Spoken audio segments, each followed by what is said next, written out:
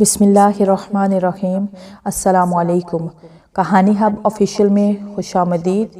आज फिर दोस्तों मैं आपके लिए एक बहुत ही अच्छी और सच्ची कहानी लेकर आई हूँ। नए आने वाले दोस्तों से गुजारिश है कि वो मेरा चैनल को सब्सक्राइब करें और बेल आइकन को प्रेस करें। तो चलिए बढ़ते हैं कहानी की जानिब। मिसबा लॉन में खड़ी बहुत बेचैनी से अपने भाई खालिद के आने का इंतज़ार कर रही थी, क्योंकि उसने अपनी एक दोस्त की शादी में जाना था। उसके भाई खालिद ने कॉल करके कहा था कि मैं 1 घंटे में आता हूँ, मगर 3 घंटे गुजर चुके थे। मिसबा ने उसको कॉल भी की थी मगर नंबर बंद जा रहा था। मिसबा फर्स्ट ईयर की स्टूडेंट थी। मिसबा की फ़ैमिली में मम्मा पापा और एक भाई था। बस ये 4 अफराद पर मुश्तमिल उसकी फ़ैमिली थी। उसके पप्पा प्रोफेसर थे और उनकी एक फैक्ट्री थी, जिसकी वजह से उन्हें किसी चीज़ की कमी नहीं थी। बस उसको एक कमी थी, सिर्फ इस बात की कि उसके और बहन भाई नहीं थे। मिसबा ये कमी बहुत महसूस करती थी, लेकिन जब उसने मैट्रिक अच्छे मार्क्स में पास किया तो कॉलेज में उसको शाहीन ग्रुप में शामिल होने की उम्मीद थी। जब मिसबा पहले दिन कॉलेज गई तो हर तरफ से उसको वेलकम कहा गया, क्योंकि उनके पप्पा प्रोफेसर जो थे। उसका कॉलेज में प्रोफेसर अब्दुल हक करीम ने शाहीन ग्रुप की इंचार्ज नादिया तबस्सुम को ऑफिस में आने का पैगाम भेजा। ये शाही ग्रुप पूरे कॉलेज में ज़हीन तरीन ग्रुप था। इस वजह से कोई स्टूडेंट हो या टीचर्स, सभी इनको इज्जत की नज़रों से देखते थे।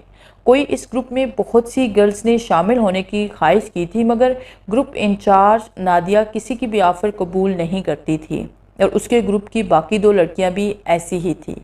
इसलिए वो तीनों बहुत ही अच्छी फ्रेंड्स बन गई थी और उन्होंने अपना एक अलग शाहीन नाम से ग्रुप बनाया था। मगर फिर बाद में ये ग्रुप पूरे कॉलेज के तमाम ग्रुपों को टॉप कर गया था। सर, क्या मैं अंदर आ सकती हूँ? नादिया ने प्रिंसिपल के ऑफिस में दाखिल होते हुए कहा। हाँ हाँ आओ बेटा, प्रोफेसर अब्दुल करीम ने सर हिलाते हुए कहा। नादिया अंदर आ गई और बोली, सर हैरियत तो है? नादिया, तुम तो जानती हो कि मैं अक्सर तुमसे अपनी लाडली बेटी का जिक्र करता था। जी सर, क्या हाल है उनका?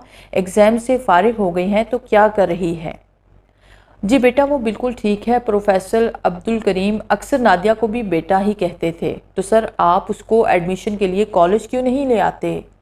अच्छा, तो क्या मैं उसको कॉलेज ले आऊं? बिल्कुल सर, क्यों नहीं। मिसबा बेटा इधर आओ, प्रोफेसर ने आवाज़ लगाते हुए कहा। अचानक दरवाजे के पास एक लड़की अंदर दाखिल होती हुई दिखाई दी। वो बहुत खूबसूरत लग रही थी। बड़ी भूरी भूरी निगाहों से नादिया की तरफ देखते हुए वो प्रोफेसर अब्दुल करीम के सामने जाके खड़ी हो गई। मिसबा बेटा, इनसे मिलो, ये है वो नादिया जिनका मैं अक्सर घर पर तुमसे जिक्र करता था। आओ। मिसबा ने मुस्कुराते हुए नादिया की तरफ हाथ हिलाते हुए कहा। नादिया ने वालेकुम अस्सलाम कहते हुए उससे हाथ मिलाया। प्रोफेसर अब्दुल करीम ने नादिया से कहा, नादिया, मैं बहुत उम्मीद के साथ एक बात कहना चाहता हूँ। जी सर, नादिया ने कहा। नादिया, मैं चाहता हूँ कि तुम मिसबा को अपने ग्रुप में शामिल कर लो। प्रोफेसर अब्दुल करीम ने पुरअमीर नज़रों से नादिया की तरफ देखते हुए कहा। नादिया ने जब ये सुना तो नज़रें झुका ली, क्योंकि वो जानती थी कि अमीर बाप की बेटी बहुत बिगड़ी हुई होगी, क्योंकि उसका तजुर्बा 2-3 बार हो चुका था। नादिया को खामोश देखते हुए प्रोफेसर अब्दुल करीम ने कहा, तुम सिर्फ इसको 1 माह अपने साथ रख लो, फिर अगर तुम्हें ये पसंद आए तो ठीक, वरना मैं तुम्हें कभी भी मजबूर नहीं करूँगा। ओके सर, नादिया ने नज़रें उठाते हुए कहा। प्रोफेसर ने अपनी बेटी मिसबा से कहा कि बेटा, मुझे उम्मीद है कि तुम अपनी जगह इस ग्रुप में बनाने में कामयाब हो जाओगी। फिर प्रोफेसर ने नादिया से कहा कि आज तुम इसको अपने साथ ले जाओ। नादिया ने मुस्कुराते हुए मिसबा का हाथ पकड़ा और ऑफिस से बाहर निकल गई। नादिया मिसबा से उनके एग्ज़ाम्स के बारे में पूछते हुए फर्स्ट ईयर की क्लास में दाखिल हुई। हुमैरा को आवाज़ दी। हुमैरा ने नादिया की आवाज़ सुनते ही उनकी तरफ आ गई। नादिया ने कहा, हुमैरा, ये अब्दुल करीम की बेटी है, इनको अपने पास बिठाओ, हाफ टाइम में मिलते हैं। नादिया ये कहकर अपनी क्लास की तरफ चली गई, क्योंकि वो FSC पार्ट 2 की स्टूडेंट थी। जब हाफ टाइम हुआ तो शाहीन ग्रुप इकट्ठा हुआ। नादिया ने मिसबा को अपने ग्रुप से तारुफ करवाते हुए कहा, ये हुमैरा हैं, ये फर्स्ट ईयर में आ गई हैं आपके साथ। मिसबा ने हुमैरा से हाथ मिलाया। नादिया ने फिर कहा, ये फरहंदा जो भी हैं, ये भी फर्स्ट ईयर की स्टूडेंट है। मिसबा ने उससे भी हाथ मिलाया। अभी बातें हो रही थी कि एक और लड़की आ गई और कहा, हाय शाहीन ग्रुप वालों, कैसे हो। नादिया ने उनसे हाथ मिलाते हुए कहा, हम ठीक हैं। ये चौधरी सुल्तान की बेटी थी। बाप और भाई बहुत ही जालिम थे और उनकी निस्बत वो बहुत ही रहमदिल थी। नादिया ने उससे भी ग्रुप में शामिल होने की दरख्वास्त की थी, मगर वो उसको टाल रही थी। इसके साथ बोलचाल अच्छी थी। 8 दिन के अंदर अंदर ही मिसबा ने शाहीन ग्रुप में अपनी जगह बना ली। फिर वो इस ग्रुप की जान बन गई और नादिया ने इसको नायब इंचार्ज ग्रुप बनाते हुए ग्रुप नंबर भी इसको सौंप दिया था। जब 3 घंटे भी गुजर गए तो मिसबा ने गुस्से से अपना पर्स सोफे पर फेंकते हुए रोना शुरू कर दिया, क्योंकि आज चौधरी सुल्तान की बेटी उम्मे कुलसूम की शादी थी। वो पहले ही लेट थी, ऊपर से उसके भाई अभी तक नहीं आए थे। मिसबा के रोने की आवाज़ जब उसकी मम्मा ने सुनी तो वो उसके कमरे की तरफ आए। हाय मेरी जान, क्यों रो रही हो? बेगम अब्दुल करीम ने उसको सीने से लगाते हुए कहा। मम्मा देखो ना, भाईजान ने 6 बजे आने का कहा था, 9 बज गए हैं, अभी तक नहीं आए। मैंने अपनी फ्रेंड उम्मे कुलसूम की मेहंदी पर जाना है। इतनी देर में गेट पर खान की आवाज़ सुनाई दी। मुलाजमा ने आकर कहा, छोटी बेगम जी, आपको साहिब जी बुला रहे हैं, जाके उनसे कहो हमने कहीं नहीं जाना। मिसबा ने गुस्से से फंकारते हुए कहा। उसकी मम्मा ने कहा, जाओ बेटा, तुम तो जानती हो कि वो कितना मसरूफ़ इंसान है, भूल गया होगा। मामा मैंने नहीं जाना। आप इतनी देर में खालिद भी अंदर आ गया। उसने अपनी लाडली बहन को गुस्से में बैठा हुआ देखकर फ़ौरन अपने कान पकड़ लिए और कहा, सज़ा सुना दो जान, गलती हो गई, मसरूफ़ बहुत था। मिसबा चुपचाप बैठी रही। अरे यार माफ़ भी कर दो, वरना मैं भी आपके साथ बैठकर रोना शुरू कर दूंगा, खालिद ने उसके पास बैठते हुए कहा। और बहुत ज़्यादा ख्याल है ना मेरा, मिसबा ने कहा तो वो बोला, ठीक है चलो अब। मिसबा और खालिद दोनों बहन भाई एक दूसरे से बहुत ज़्यादा प्यार करते थे। वो बहन भाई का लैला मजनू ज़्यादा लगते थे। चौधरी सुल्तान की हवेली किसी दुल्हन की तरह सजी हुई थी। पूरे मोहल्ले में लाइट्स लगी हुई थी, क्योंकि शादी जो चौधरी सुल्तान की बेटी की हो रही थी, जो इतनी धूमधाम और कसीर अहराजात के साथ मनाई जा रही थी। खुदा ने चौधरी सुल्तान को एक ही बेटी दी थी, जो कि अपने 2 भाइयों से छोटी थी। उसके बाप और भाई जब भी किसी पर जुल्म करते तो वो सज़ा अपने आप को देती। मिसबा जब वहाँ पहुँची तो 10 बज चुके थे। मेहंदी की फुल तैयारी थी, मगर उम्मे कुलसूम का इसरार था कि जब तक शाहीन ग्रुप वाली सब फ्रेंड्स नहीं आ जाती मैं मेहंदी नहीं लगवाऊंगी। मिसबा ने जब देखा कि अभी तो नादिया भी नहीं आई तो वो जाकर उम्मे कुलसूम के पास जा बैठी। उम्मे कुलसूम की शादी अपनी पसंद की थी, इसलिए वो बहुत खुश थी। कुछ देर में नादिया भी अपने भाई नवीद अहमद के साथ आ गई।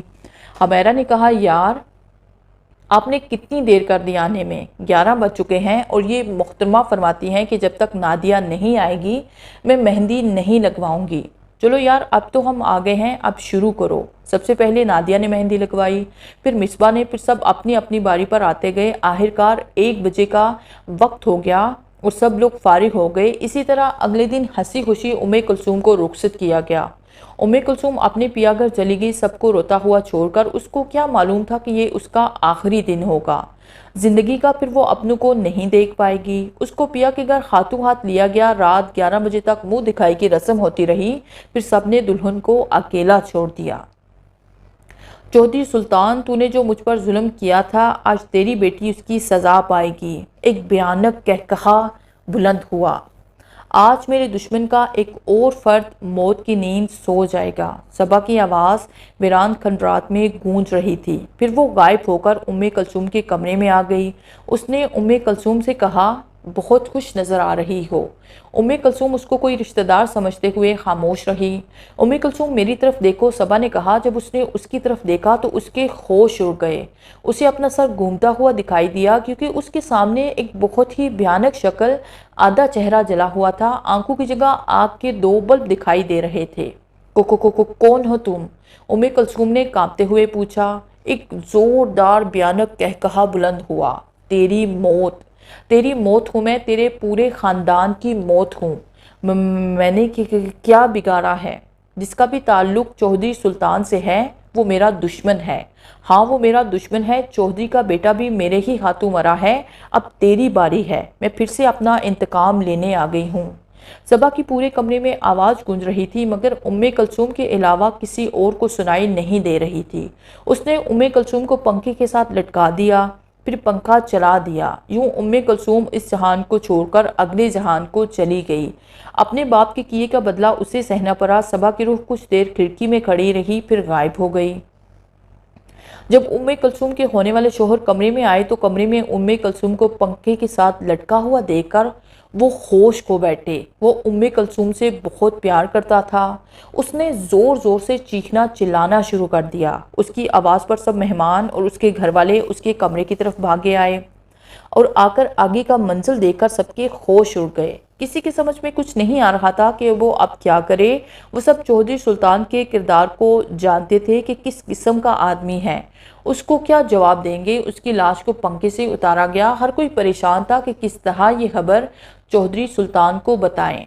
इस तरह परेशानी के आलम में सुबह हो गई और उन्होंने उम्मे कुलसूम की लाश को लिया और गांव के चंद मुअज़्ज़ज़ लोगों के हमरा चौधरी सुल्तान की हवेली में जा पहुंचे। उम्मे कुलसूम की लाश को देखकर हवेली में कोहराम मच गया। ये खबर फौरन इर्द गिर्द के गाँव तक पहुंच गई कि चौधरी की बेटी ने शादी की पहली रात ही खुदकुशी कर ली। शाम को चौधरी सुल्तान जब हवेली आए तो बेटी की लाश को देखकर गुस्से से पागल हो गया और तलवार निकालकर चौधरी की तरफ बढ़ा। लेकिन जब दूसरे गांव के मुअज़्ज़िज़ सामने आए तो चौधरी सुल्तान रुक गया। सबने पूरे वाक़े की तस्दीक की तो चौधरी सुल्तान खामोश हो गया। रात को रोते हुए उम्मे कुलसूम की लाश को दफनाया गया। हर कोई ये सोच रहा था कि चौधरी सुल्तान की बेटी ने खुदकुशी की है। इस बात की किसी को भी खबर न थी। ये बात शाहीन ग्रुप वालों के समझ में नहीं आ रही थी क्योंकि वो जानते थे कि उम्मे कुलसूम अपने होने वाले शोहर साजिद से कितना प्यार करती थी। आखिर इसकी क्या वजह बनी जो उसने खुदकुशी कर ली। मिसबा ने कहा, यारो मुझे तो ये कोई और ही मामला लगता है। ज़रूर इसके पसे मंज़र कोई दर्दनाक हकीकत छुपी हुई है। नादिया ने कहा, हम इस पोशीदा राज को ज़रूर सबके सामने लाएंगे। इसके लिए सबसे पहले हमें साजिद भाई के घर चलना चाहिए। वहाँ से कुछ ना कुछ ज़रूर सुराग मिल जाएगा। तो ठीक है, हम छुट्टी के बाद उनके घर चलेंगे। नादिया ने फैसला कुन बात की और फिर छुट्टी होते ही वो सब साजिद के घर की तरफ चली गई। सबसे बात की मगर किसी को इस बारे में कुछ भी मालूम नहीं था। ठंडी ठंडी हवा चल रही थी। रात के 12 बजे का टाइम था। सबा की रूह आज फिर चौधरी सुल्तान की हवेली की तरफ जा रही थी। आज चौधरी के मुलाजिम खास की बारी थी। वो बड़े मज़े की नींद सो रहा था। उसे क्या खबर थी कि कुछ ही देर में उस पर क्या बीतने वाली है। वो आज से 40 साल पहले वाले का वाक़या फरामोश कर चुका था। सबा की रूह परवास करती हुई चौधरी सुल्तान की हवेली में पहुंच गई और चौधरी के मुलाजिम बहतू की तरफ बढ़ी। वो आराम की नींद सो रहा था। सबा ने उसको जोर से हवा में उछाला, फिर ज़मीन पर दे मारा।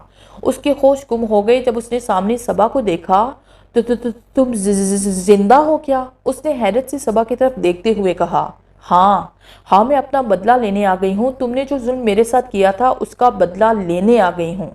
अब मेरे इंतकाम से तुम्हें कोई भी नहीं बचा सकता। तुम मुझसे गलती हो गई, मुझे माफ़ कर दो, बख्तू ने सबा के पाँव में गिरते हुए कहा।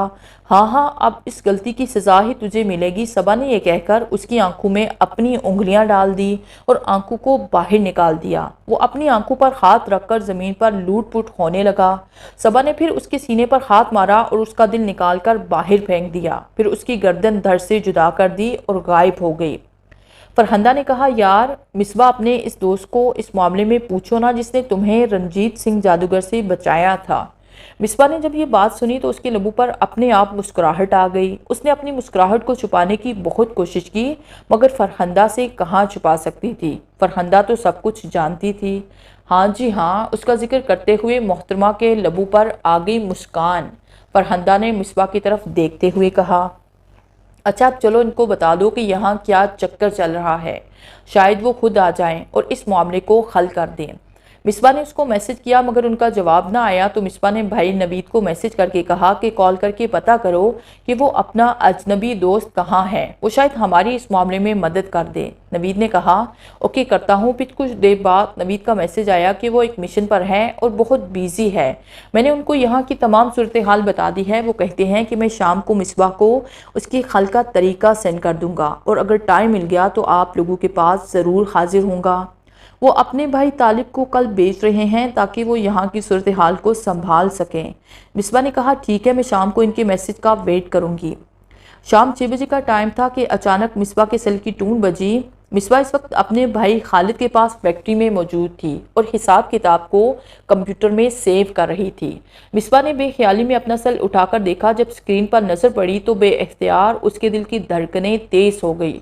वो जल्दी से कंप्यूटर से उठी। वो खुशी से झूमते हुए और मुस्कुराते हुए एसएमएस को देखे जा रही थी कि एक और मैसेज आ गया। तो उसने फ़ौरन सेल का लॉक खोला और पहला एसएमएस पढ़ने के लिए यस का बटन दबा दिया। उसके अजनबी दोस्त ने सलाम के बाद पूछा था कि असल मसला क्या है। मिसबा ने तमाम सूरत हाल और अपनी बीमारी दोस्त के यूं अचानक मरने की खबर दी तो उसके अजनबी दोस्त ने कहा, मैं एक मिशन पर हूँ, अगर यहाँ से फारिग हुआ तो जल्दी आ जाऊँगा। मैं तालिब को भेज रहा हूँ, वो एक अमल का तरीका लेकर आ जाएंगे। कल तक तो तुमने वो अमल करना है। वो जो कुछ भी चक्कर होगा, जिन भूत या किसी भी तरह का चक्कर होगा, वो तुम्हारे पास हाजिर हो जाएगा। ओके, अपना ख्याल रखना। मिसबा ने तो अभी बहुत सी बातें करनी थी, मगर क्या करती जब आगे से जवाब ही ना मिला।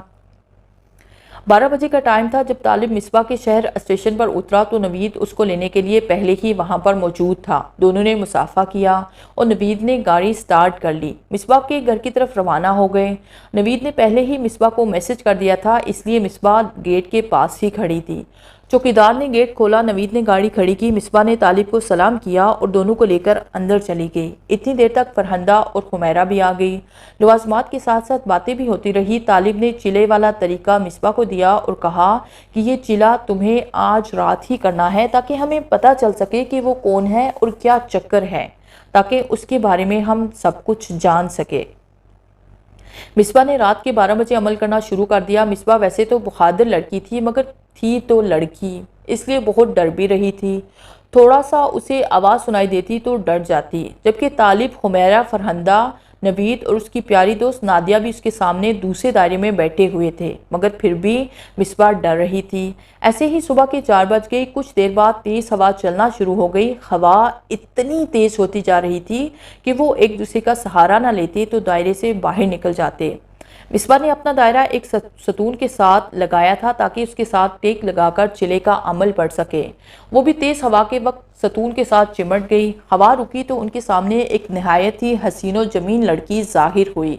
मिसबा ने हिम्मत करते हुए पूछा कि कौन हो तुम, और हमारी दोस्त ने तुम्हारा क्या बिगाड़ा था जो तुमने सुहाग रात को उसकी सारी खुशियाँ छीनकर मौत की नींद सुला दिया।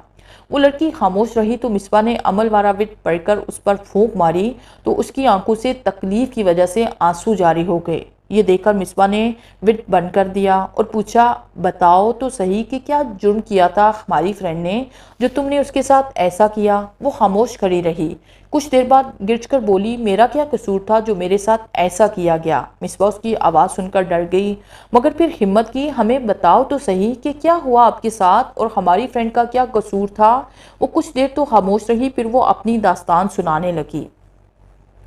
आज से 15 साल पहले की बात है, जब मैं बीए का इम्तिहान अच्छे नंबरों के साथ पास किया तो मुझे टीचर की जॉब मिल गई। मैं बहुत खुश थी कि अब हमारे भी अच्छे दिन आने वाले हैं, क्योंकि मेरे माँ बाप बहुत ही गरीब थे। मैंने बच्चों को ट्यूशन पढ़ा कर अपना खर्चा किया था। बस फिक्र इस बात की थी कि मेरी पोस्ट बहुत दूर एक गांव में हो गई, लेकिन मैंने इसकी फ़िक्र ना की और अपने माँ बाप की दुआ लेकर उस गांव की तरफ चल दी। लेकिन यहाँ पर सिर्फ एक ही नाम का राज था। सब गांव वाले उसके खेतों पर सारा दिन काम करते थे। उसके बदले में इनको सिर्फ 2 टाइम की रोटी नसीब होती थी। वो नाम चौधरी सुल्तान का था। वो और उसके 2 दोस्त बहुत ही जालिम थे। रहम नाम की उनमें कोई चीज़ ना थी। सब गांव वाले और उनके छोटे छोटे बच्चे सुबह से शाम तक उनके लिए काम करते थे। इसलिए स्कूल की सिर्फ इमारत ही थी, उसमें भी चौधरी सुल्तान के नौकर और दोस्त हर वक्त शराब पीते रहते थे। मेरे 3 दिन इसी तरह गुजर गए, मगर एक भी बच्चा स्कूल पढ़ने के लिए ना आया। चौथे रोज़ मैंने फ़ैसला किया कि मैं हर घर जाऊंगी और इन लोगों की तालीम की तरफ तवज्जो दिलाऊंगी।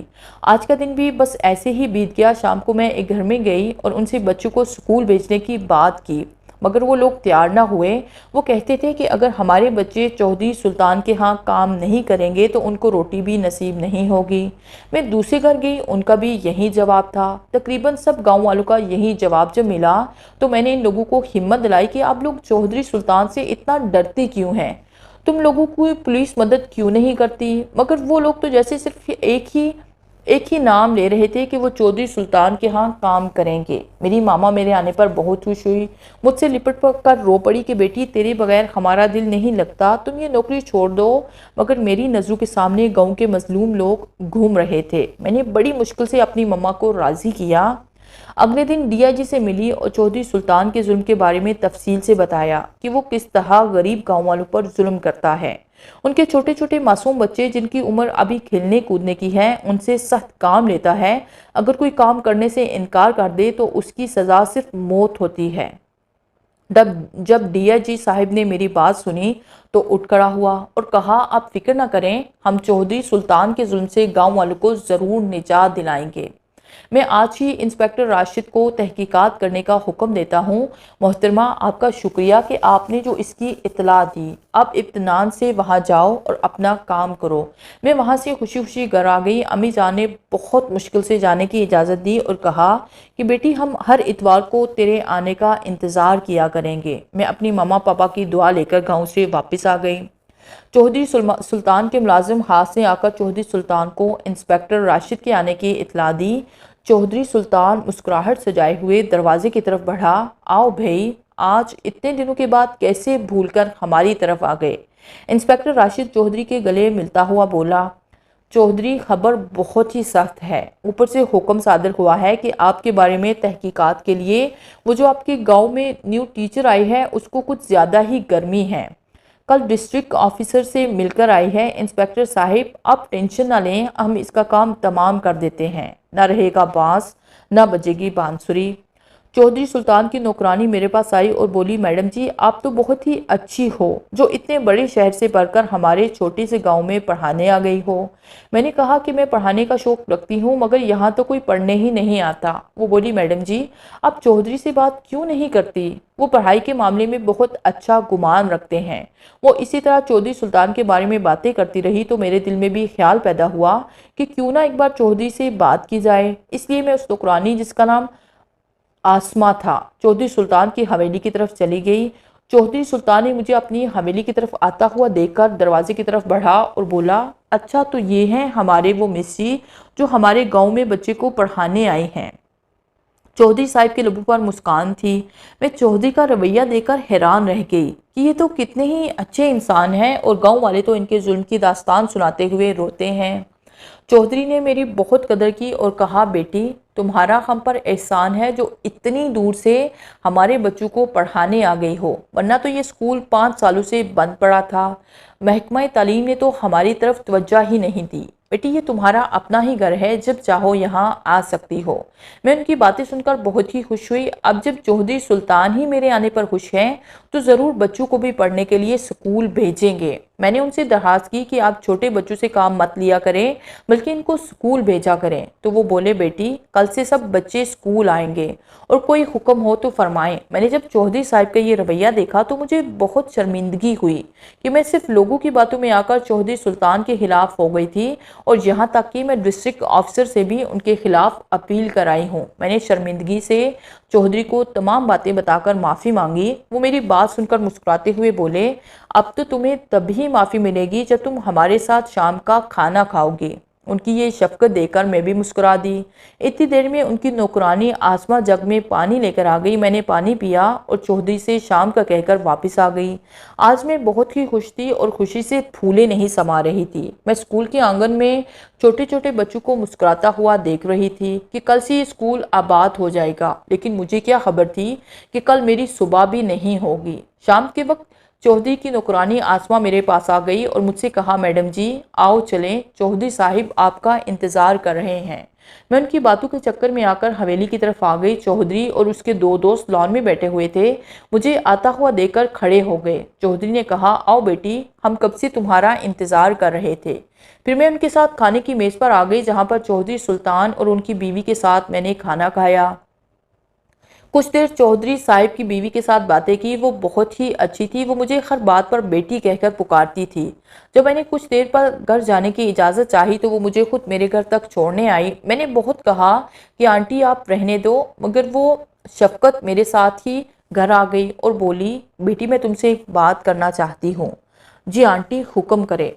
वो कुछ देर खामोश रही, फिर बोली, बेटी मेरी बात का यकीन करो और इसी वक्त यहाँ से चली जाओ तो इसी में तुम्हारी भलाई है। चौधरी का रवैया जो तुमने देखा है ये हकीकत नहीं है, बल्कि ज़रूर तुम्हारे साथ साजिश है। मैंने जब ये सुना तो मुझे उसकी बातों पर यकीन ही ना आया, मगर जब आंटी ने मुझे अपने ऊपर होने वाले जुल्म के बारे में बताया तो मैं कांप उठी कि आंटी जो मुझे हंसती मुस्कुराती नजर आती हैं वो किस कुर्ब से गुजर रही हैं। अब ये बातें हो रही थी कि चौधरी सुल्तान अपने कारिंदू के साथ मेरे घर में घुस आया, क्योंकि चौधरी सुल्तान ने मेरे खाने में नशे की दवा मिलाई हुई थी और इनके गुमान में अब तक मुझे बेहोश हो जाना चाहिए था। मगर जब उसने मुझे और आंटी को बातें करते हुए देखा तो उसने आंटी को बालों से पकड़कर घसीटना शुरू कर दिया। कमजात, कमबख्त, तू चौधरी को धोखा देती है। तेरी जुर्रत कैसी हुई कि हमारे हुक्म के खिलाफ वर्जी करे। वो दवा जो मैंने खाने में मिलाने के लिए दी थी, चौधरी ने अपने कारिंदू से कहा कि इसको हवेली में ले आओ। इतनी देर में उसके साथी भी आ गए। मैंने सबकी मिन्नतें की कि मुझे जाने दो, मैं कभी भी भूल कर वापस नहीं आऊँगी, मगर चौधरी ने मेरी एक ना सुनी। मैं चीखती चिल्लाती रही और वो लोग मेरी इज्जत को बर्बाद करते रहे। मैं अब जिंदा नहीं रहना चाहती थी।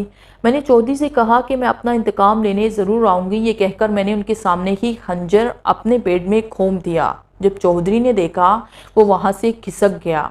3 दिन मेरी लाश कमरे में ही पड़ी रही। चौथी रात चौधरी के नौकरों ने आकर मेरे कमरे में गड़ा खोदकर मेरी लाश को उसमें दबा दिया। मेरी रूह बेचैन थी बदले के लिए, मगर मैं कुछ भी ना कर सकी। मैं चौधरी सुल्तान को देखती वो कहकहा लगाकर गुजर जाता। एक दिन मैं कब्रिस्तान में गई तो वहाँ एक बाबा बैठा कुछ पढ़ रहा था। मेरी रूह को उनके पास पहुँचकर कुछ सुकून मिला तो मैं खामोशी से उनके पास बैठ गई। कुछ देर बाद उन्होंने अपनी आंखें खोली और मेरी तरफ देखा। मैंने अपने ऊपर होने वाले जुल्म की तमाम दास्तान उनको सुना दी तो उन्होंने फिर अपनी आंखें बंद कर ली। जब कुछ देर बाद उन्होंने अपनी आंखें खोली तो उनकी आंखें अंगारों की तरह सुर्ख हो चुकी थी। मुझे कहा, बेटी जो तुझ पर जुल्म हुआ है सब कुछ मुझे पता चल गया है। मैंने कहा, बाबा जी मैं अपना इंतकाम लेना चाहती हूँ। बाबा जी बोले, बेटा कुछ सब्र करो, वो वक्त दूर नहीं जब तुम चौधरी सुल्तान जैसे शैतान पर कहर बनकर टूटोगी। सब्र करो, बस सब्र करो। मैंने कहा, बाबा जी मुझे कब तक सब्र करना होगा? मेरी रूह बेचैन है चौधरी सुल्तान और उसके साथियों से इंतकाम लेने के लिए। बाबा जी मुझसे और सब्र नहीं होता। बाबा जी ने कहा कि मेरा एक शागिर्द एक मिशन पर गया हुआ है, बस जब वो वापस आएगा तो फिर तुम चौधरी सुल्तान से अपना इंतकाम लेना। मैंने बाबा जी के पास ही कब्रिस्तान में रहना शुरू कर दिया, क्योंकि यहाँ मेरी रूह को सुकून मिलता था। कभी कभी मैं चौधरी की हवेली की तरफ चली जाती थी।